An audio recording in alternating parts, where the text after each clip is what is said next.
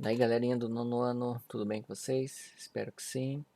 Espero que tenha passado bem esses dias. Saudade dessa turma animada. Hoje, né, vamos dar continuidade no que a gente estava falando, né, sobre a pop art, né, sobre um dos precursores, né, desse estilo aí, né, que foi o Andy Warhol, né, aí considerado, né, o Papa Warhol, né, que o cara foi muito importante, né, para esse período artístico, né, com o que ele criou, né, tudo que ele fez, né, que inspirou outros artistas, né, e inspirou, né, inspira ainda, né, muitos artistas e pessoas até o dia de hoje, né. Ó, Andy Warhol faz parte da pop art, que foi um movimento artístico que desenvolveu principalmente nos Estados Unidos, misturando cultura erudita e popular. É muito provável que Warhol não tinha tido exatamente a intenção de fazer isto, mas muitos críticos de arte leem a obra dele afirmando que o artista se infiltrou no sistema capitalista para criá-lo, para criticá-lo, né? Então ele fez, ele, né, falava ali que não, na verdade ele não era a intenção dele fazer isso, mas muitos estudiosos aí, né, falam que ele fez isso, né, de uma forma de crítica mesmo, que ele quis fazer isso, e não, então tem essa um pouco aí dessa dúvida aí do que realmente, né, era mesmo, né, dos seus trabalhos. Ó, pop art, ó. Chamou-se de pop art, com que Warhol se identificava por ter por ter como tema os objetos práticos da cultura de massa, né, produtos comerciais, histórias em quadrinhos, jornais, bandeiras nacionais, astrocinema. A pop art, nome proposto por um curador inglês em 1956, não começou com Warhol no início dos anos 60. Né? Richard Hamilton apresentou em 1956 uma colagem, né, que a gente vai ver a seguir, com o interior de uma casa moderna onde se vê um pirulito no qual está escrito pop. Então, começou aí por causa dessa imagem, né? Mas foi o Andy Warhol, né, que dissimou, né? Passou aí para muita gente aí, né? Esse estilo, né? Porque trabalhou muito, fez muitas criações, então por isso que ele é considerado aí, né, importante, né? Mas foi um pouquinho antes aí, né? A obra do Richard Hamilton que a gente consegue ver, né? E o que ele fez, né? Uma casa moderna aí, ele acabou utilizando, né, figuras e recortes de jornais, revistas, né, antigos e para fazer, né, essa montagem aí e o pirulito, né, que o cara segura ali, tá escrito pop, né? Disso que deu, né, esse nome também aí. Mas apesar de também ser pop de popular, né, das coisas populares, né, que o Andy e outros artistas trabalhavam, né, como história em quadrinhos, né, tem nas obras, artistas, né, como a gente viu, né, Marilyn, Elvis, Michael Jackson e muitos outros. Então a cultura de massa, né, aquela cultura ali, né, de que é uma cultura que envolve, né, o dinheiro, né. Então também tem esses dois lados. Ó, por conta de sua experiência como artista comercial, Warhol conhecia de perto o funcionamento da publicidade e usou a seu favor para se tornar conhecido. Então ele tinha um pouco dessa experiência aí de artista comercial, então ele usou isso, né, para se tornar público, né, e bem conhecido. Ó, primeiramente, sabia que precisava estar no lugar certo, na hora certa, e isso significava, na época, apresentar seu trabalho na Galeria de Arte de Leo Castelli, que já havia lançado grandes nomes da pop art em Nova York. Em segundo lugar, negou o status de obra única e original em sua arte. Para ele, o trabalho do artista estava mais relacionado a escolher uma imagem do que a produzir algo. E seu objetivo era tornar o que fosse sensacional, ou seja, algo que provocasse grandes emoções e que fosse espetacular. Então, ó, ele, né, escolheu esse lugar aí para expor, né, suas primeiras obras, porque esse lugar ele lançou muitos artistas, né, que teve, né, um nome importante na pop art, né, essa galeria, né, de Leo Castelli.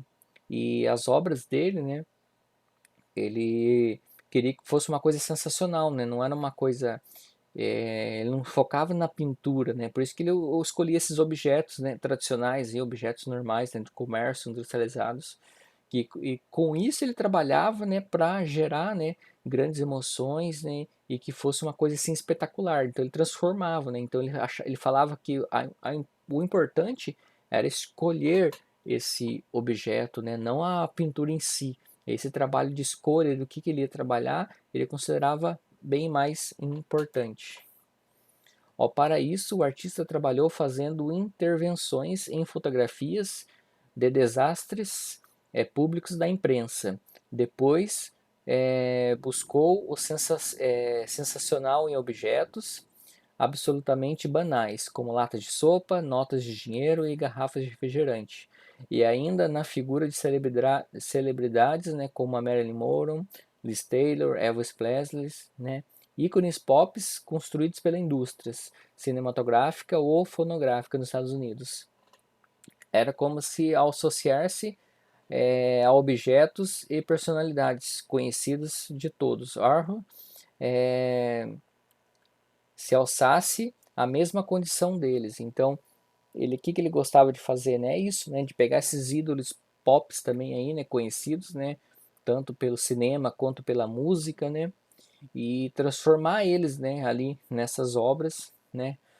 Coisas sensacionais, né? Coisas, né?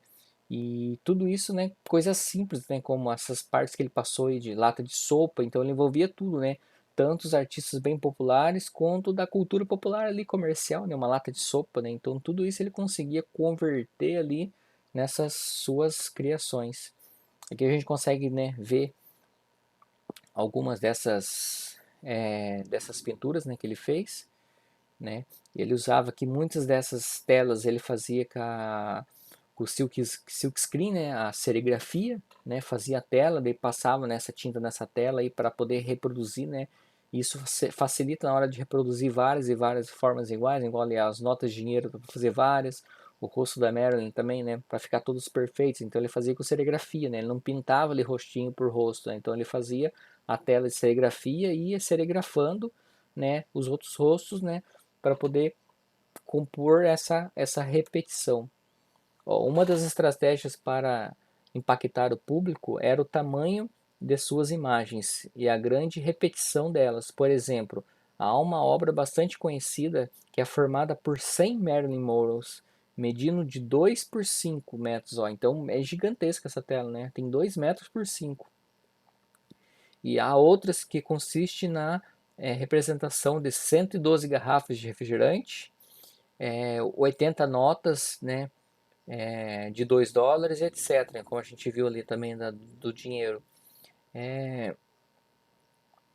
Sem um primeiro momento, para dar o efeito de repetição, o artista pintou uma a uma as telas representando as latas de sopa.